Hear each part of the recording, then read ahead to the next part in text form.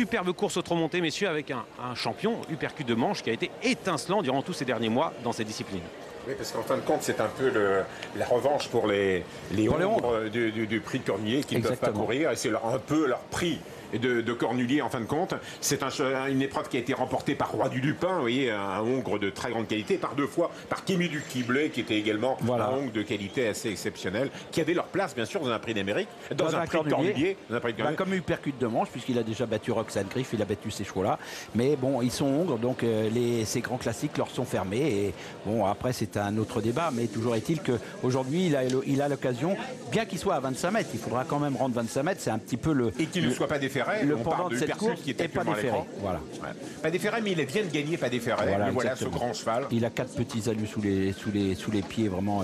Il doit avoir 40-45 grammes sous les pieds. Donc, vous savez, Roi du Lupin était souvent avec des tout petits alus de 37-38 grammes. Et il n'y avait pas tellement d'écart avec le fait qu'il soit déféré. Bon, c'est un cheval qui a beaucoup de qualité.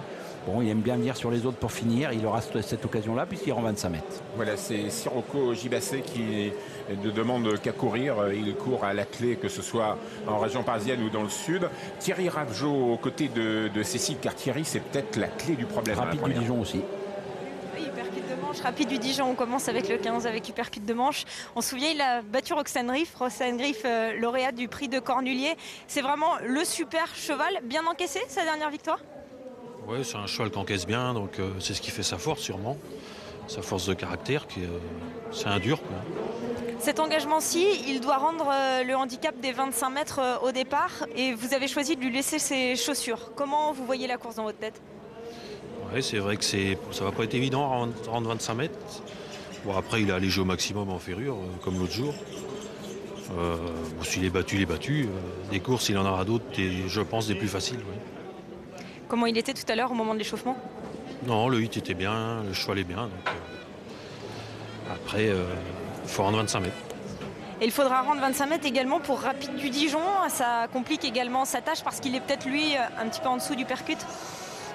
Oui, et puis c'est un choix, j'ai remarqué, quand il est à l'arrière-garde comme ça, c'est pour là qu'il est le meilleur.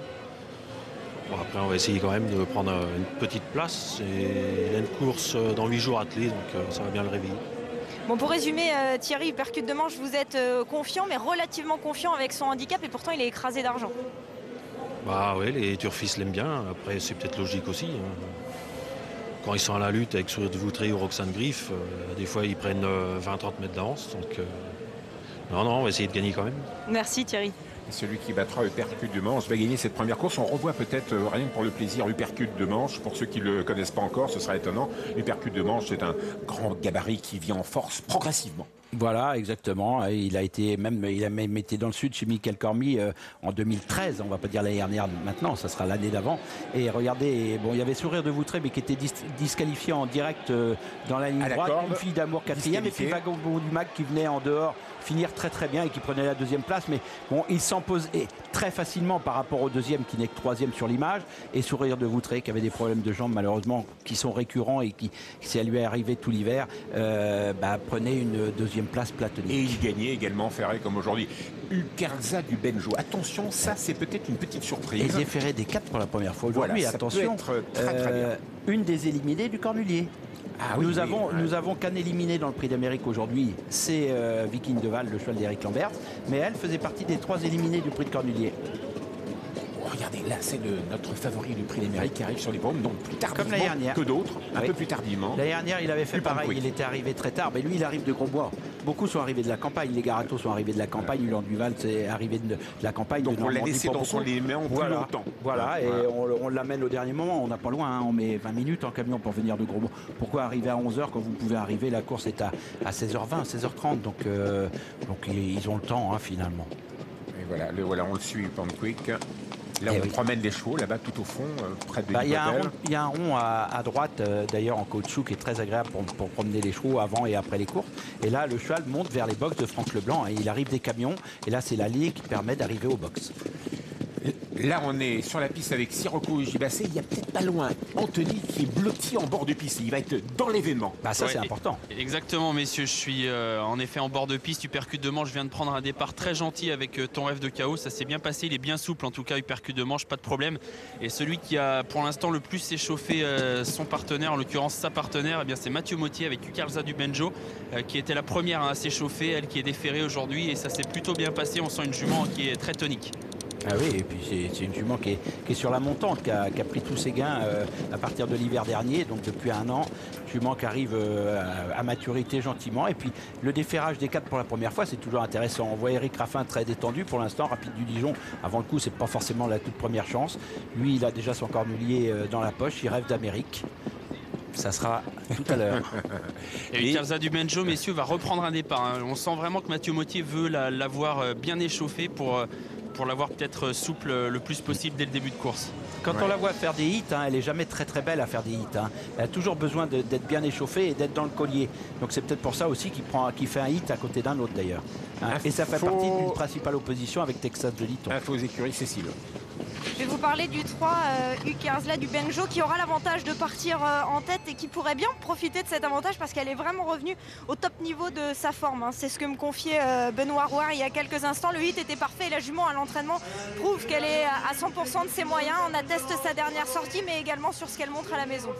Voilà, vous avez vu passer le crack de cette première course Uppercut de manche, car on peut dire que c'est un crack. Et attention à Tonima, très malheureuse dans le cornulier, elle a été un peu gênée, elle a fait la faute, mais bon, ils vont essayer de prendre la revanche un peu, même si c'était pas la toute première chance, mais on espérait secrètement de prendre au moins être dans le quintet du cornulier. Il n'y a pas sourire de Voutray, mais à gauche de l'écran, il y a un Leblanc, c'est le numéro 4, c'est Vélos Dubanet, qui a une petite chance de disputer l'arrivée. Ouais, je ne sais pas si vous l'avez vu, messieurs, Franck Nivard l'a un peu sollicité pour le mettre dans le collier parce qu'il avait du mal, comme souvent, à trouver la bonne cadence dans les premiers mètres.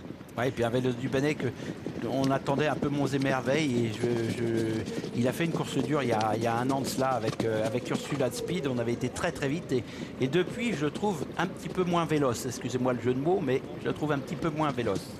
Et Damien Beaune, messieurs, avec le grand favori Uppercut de manche, a pris 2 départs. Il vient de passer devant moi. Je lui ai demandé si tout allait bien. Il m'a fait un signe de tête en me disant oui. Ah, ça c'est sympa. Bon. Bravo. Et ton rêve de chaos paraissait bien parce que déception, la dernière fois monté, il a fait la faute. On ne sait pas trop pourquoi. J'en avais parlé avec David Thomas et il avait montré beaucoup de qualité et il fait partie de ces chevaux très très en vue au premier poteau. Donc j'espère qu'aujourd'hui il n'aura pas à faire la faute, quoi. Car au premier poteau, on est jusqu'au numéro 13. Et le 13, justement, c'est peut-être l'une des meilleures chances du premier poteau. C'est une belle chance, hein. C'est Texas de Liton. Hein. Il avait déjà été dans les 3 premiers de cette épreuve. Dans cette épreuve, rendre 25 mètres, ça a été le cas pour Roi du Lupin en 2012. Ça a été le cas pour Kému des Cublés en 2011. Et ça a été le cas pour Canin d'Urga en 2007. Oui, donc on peut rendre la distance. Voilà, mais pas tous les ans. Mais ça, c'est des grands chevaux. Hein. Canin d'Urga, ça a couru de Cornulier. Roi du Lupin et Kému des Cublés, ils n'ont pas couru. On l'a dit pourquoi tout à l'heure, ils étaient hongres. Moins de 3 minutes avant le départ de cette première course. On peut faire un petit point. Uppercut de manche va gagner le 15. Logiquement. La deuxième place, Texas de Liton le 13. Ah, Texas de Liton, Tolima. Tolima le 8. Ton rêve de chaos. Ton rêve de chaos le 12. Et puis après, on va quand même mettre Vélos Dubanet. Ah non, le 3 avant quand même. Le 3 avant le 4. Le 3 avant le 4. Voilà. Et si Anthony sent qu'on a loupé un cheval, il faut nous le dire, Anthony. Et on a un en partant, n'oublions pas, le numéro 5, Armando Kevichov, qui devait être monté par Philippe Mascal. Et le départ, c'est pour bientôt, on volte. Faux départ. Bon. Ah, quand vous entendez une sirène comme ça, faux départ. Voilà. Après, est-ce que c'est une gêne? Montée en général, il n'y a pas trop de gêne, c'est plutôt le faisceau. Attelé, il peut y avoir des gênes. Hein.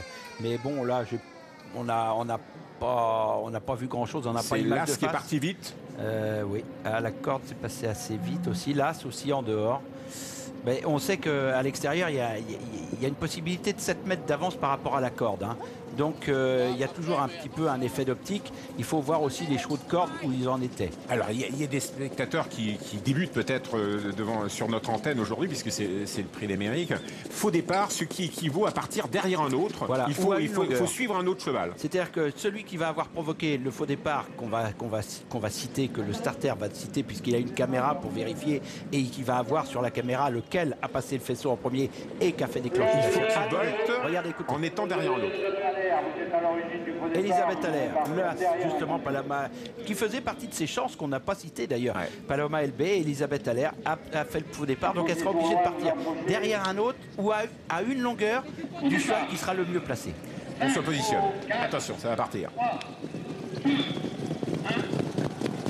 Et c'est parti pour Texas de Liton avec notre champion Johan Le Bourgeois qui a pris la direction de l'épreuve plutôt à l'extérieur, en compagnie également de Vélos du Bannet avec Franck Ibar qui prend une bonne place.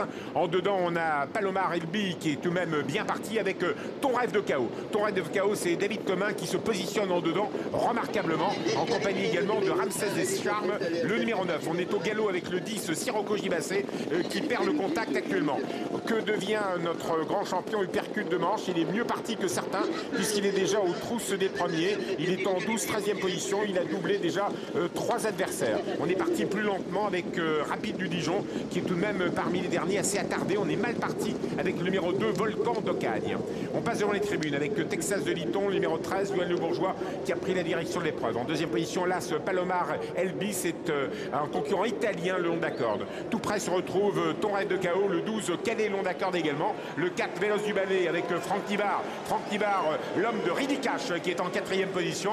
Camille Lévesque n'est pas loin avec Tolima, numéro 8, et on revient avec Sakuragia, le 11. Uppercut de Manche attend, vous inquiétez pas, c'est un cheval qui attend et qui vient surtout dans la ligne d'en face à environ 1000 mètres de l'arrivée. On est parti doucement avec la petite Ukarlza du Benjo qui est tout de même assez loin des leaders. C'est dommage que c'était vraiment une très belle chance. Ramsès Descharmes est au galop, numéro 9. Vous avez vu une casaque rose disparaître, comme disparaît l'As Palomar Elbi, disqualifié. As 10, 9, disqualifié. On est à 1600 mètres de l'arrivée désormais, sous la conduite de Texas de Liton, numéro 13, avec Johan Le Bourgeois, notre étrier d'or français. En deuxième position, Ton Rêve de Chaos, numéro 12, David Thomas. Toujours la 3e place désormais pour Uppercut de Manche, qui s'est rapproché alors que le numéro 3, Ukarlza du Benjo, a été disqualifié. Elle était déjà très loin. Elle est disqualifiée. Regardez Damien Baud, qui rendait 25 mètres et qui est déjà à une longueur du leader, qui n'est autre que Texas de Liton. Une nouvelle lutte peut-être entre Damien Beaune et Johan Le Bourgeois, mais David Thomas, le long d'acorde, ne l'entend pas de cette oreille, de même que Franck Ibar qui n'est pas loin. Les chevaux, il s'appelle Texas de Liton, numéro 13, qui est la direction de l'épreuve. Ton Rêve de Chaos, le 12, cadet à la corde. À l'extérieur, le grand, le beau, le champion Uppercut de Manche. À l'extérieur, le numéro 15, lui qui n'a pas couru le cornillier, car il est tongre, mais il est de la puissance d'un cornillier pratiquement. Pas loin se retrouve le 4, Vélos du Bannet. Pas loin se retrouve Tolima, le numéro 8, le long d'acorde. Sakuragia est à distance avec le numéro 7, Zardewell. 800 mètres à parcourir. Toujours sous la conduite de Texas de Liton. Il avait l'avantage de partir en tête, mais il est attaqué par notre Uppercut de Manche à l'extérieur. Uppercut de Manche, c'est un sacré bulldozer à l'extérieur qui met la pression à Texas de Liton. Texas de Liton contre Uppercut de Manche, le 13 contre le 15. En 3e position à l'affût, David Thomas avec le 12, Ton Rêve de Chaos. Et on crée la décision. Regardez l'accélération de ce monstre de puissance. Il s'appelle Uppercut de Manche, numéro 15, qui a pris la direction de l'épreuve avec 2 longueurs d'avance. Texas de Liton plie, il n'en peut plus. Il est écœuré par Uppercut de Manche qui s'en va. Uppercut de Manche, David Thomas prend la 2e place avec Ton Rêve de Chaos. Le numéro 12 qui va être 3e, peut-être les beaux yeux de Camille Lévesque qui finit bien avec Tolima. La phase finale, il dérobe un petit peu sur sa droite, mais il fait toujours ça. Il s'appelle Uppercut de Manche. Ton Rêve de Chaos tente sa chance jusqu'au bout. Ton Rêve de Chaos à la corde. Uppercut de Manche à l'extérieur. Ton Rêve de Chaos. David Thomas qui se permet le luxe de battre Uppercut de Manche. La 3e place, soit pour Vélos du Bannet, soit pour Zardewell. David Thomas, Ton Rêve de Chaos, champion. Eh oui, pour la 3e place, une histoire de Leblanc entre Vélos du Bannet et Zardewell, mais magnifique victoire de Ton Rêve de Chaos, hein, David Thomas qui a suivi tout au long du parcours Texas de Liton et après qui a suivi Uppercut de Manche. On a cru dans un instant qu'Uppercut de Manche allait s'imposer puisqu'il a fait la différence dans le dernier tournant, mais en poussant à droite, un peu à l'image de Roxane Griff dans le cornulier, il n'a pas gagné. C'est Ton Rêve de Chaos qui a très bien gagné. Regardez pour la 3e place. Le 4. Vélos du Bannet, certainement devant Zardewell. Voilà, 4-7. Ce qui nous donne, premier le 12, Ton Rêve de Chaos, David Thomas. Deuxième le 14, deuxième le 15, Uppercut de Manche. Deuxième le 15, Uppercut de Manche, Damien Baud. Troisième le 4, Vélos du Bannet, voilà. Franck Ibar. Quatrième le 7, Zardewell. Alexandre Abrivard. Il y aura photographie entre le 4 et le 7. On a une petite préférence quand même pour le 4. Voilà, exactement. Et Tolima, je crois, qui finit 5e. Magnifique victoire de Ton Rêve de Chaos. On voit les derniers 500 et c'est vrai que, regardez, là, Bon, il a eu le nez au vent quand même tout le temps. Il s'est rapproché, il rendait 25 mètres. Uppercut de manche, il n'a pas démérité. Et puis dans le dernier tournant, on croit que c'est fait. Hein. Texas de Litton prend un uppercut. Tolima, on se dit, elle va être troisième. Véloce Dubanet avait un petit peu de mal en montant. Et dans le dernier tournant, il va très bien se relancer. Et puis bon, là, on pense que c'est fait. Et puis, comme à son habitude, il pousse un petit peu à droite. On le laisse pousser un petit peu à droite quand on s'appelle Damien Beaune et puis on pense que c'est fait. Et c'est sans compter sur ton rêve de KO qui avait été malheureux auparavant et qui vient vraiment trucider uppercut de manche pour finir. On en aura fait vraiment un sparring par terre évident avant la course, ton rêve de KO sur ses meilleures tentatives. Mais récemment, il n'avait pas fait grand-chose. David Thomas aux côtés de Anthony, le gagnant, justement au micro. Gagner un jour de prix d'Amérique pour l'entraînement familial avec ce cheval, David, ça doit être magnifique. C'est super. Content pour tout l'entourage, mon père. Il est avec lui cet hiver à la campagne, c'est un cheval qui est nerveux, on ne peut pas l'emmener à Grosbois. Et aujourd'hui, c'est super. Le cheval est revenu en forme et le jockey aujourd'hui a été bon, vous avez eu vraiment une course en or. Ouais, j'ai eu vraiment la bonne course, mais le cheval est passé à côté de son hiver, il a été 2 fois malchanceux attelé. Après monter, on est venu Gaudin, ça s'est mal passé, le cheval n'était pas très souple. Et non, il y a eu du travail de fait et bravo. Bravo à vous, David et messieurs, je ne sais pas si je peux garder la main parce qu'il y a Damien Beaune qui est tout près. Ce sera peut-être intéressant d'avoir le débrief de Damien. Damien, il est parti à l'extérieur, comme d'habitude, uppercut de manche. Est-ce que c'est ce qui vous coûte la course? Non, parce qu'il le fait à chaque fois. C'est surtout que je me suis rapproché. Et comme vous le savez tous, à 25 mètres, là, 25 mètres aujourd'hui, c'était plus dur de cornulier avec tout le monde. Donc j'étais né au vent et Toto a eu le meilleur parcours que moi. Et son cheval a été bon aujourd'hui. Battu mais pas battu. En plus, je vous ai vu prendre du plaisir tout à l'heure pendant la parade. Vous serez associé à Severino dans le Prix d'Amérique. Bah oui, voilà, c'est surtout des moments à savourer. Et uppercut, il est second, il n'y a pas démérité. Merci Damien. Damien Beaune qui sera l'un des 18 pilotes pour le prix d'Amérique au Podo tout à l'heure à 16h20. On parle toujours de prix d'Amérique avec un autre driver qui est à mes côtés avant d'aller sur l'hippodrome de Cannes-sur-Mer. Vous pouvez suivre d'ailleurs en direct et Cannes-sur-Mer et Vincennes. On annonce une enquête ici sur l'hippodrome de Paris-Vincennes. Je vais vous tenir au courant bien sûr. C'est Gaby Gélormini qui est avec moi. Gaby, c'est formidable pour vous parce que vous avez participé à l'image de Julien Dubois, votre premier prix d'Amérique aujourd'hui avec un sacré cheval. Ouais, voilà, exactement. C'est un rêve d'enfant hein, d'être là, à courir cette course-là. Donc, non, c'est parfait. Alors, votre partenaire, c'est Voltigeur de Myrthe, qui a été exceptionnel dans la clôture du GNT. Et depuis, il a été convaincant. Dernièrement, c'était très bien dans le ténor de Beaune. Est-ce que ça vous donne des espoirs de faire l'arrivée, d'être peut-être sur le podium? Bah, écoutez, le cheval, il fait toutes ses courses depuis un certain temps. Il est en pleine forme. L'autre jour, je suis assez malheureux pour finir. Je pense que j'aurais été bien plus près. Maintenant, voilà, c'est une course très ouverte. Faut pas s'énerver au début. Il faut laisser faire et essayer de venir finir. Vous savez que vous n'avez pas la première chance de la course, donc j'imagine que vous allez tout faire pour essayer de garder suffisamment de jus pour finir l'épreuve. Ouais, voilà, exactement. D'essayer de prendre un départ correct et puis attendre, essayer de se faire amener et venir finir pour ramasser des chevaux fatigués. Bon, vous étiez dans le défilé tout à l'heure, ça fait quoi?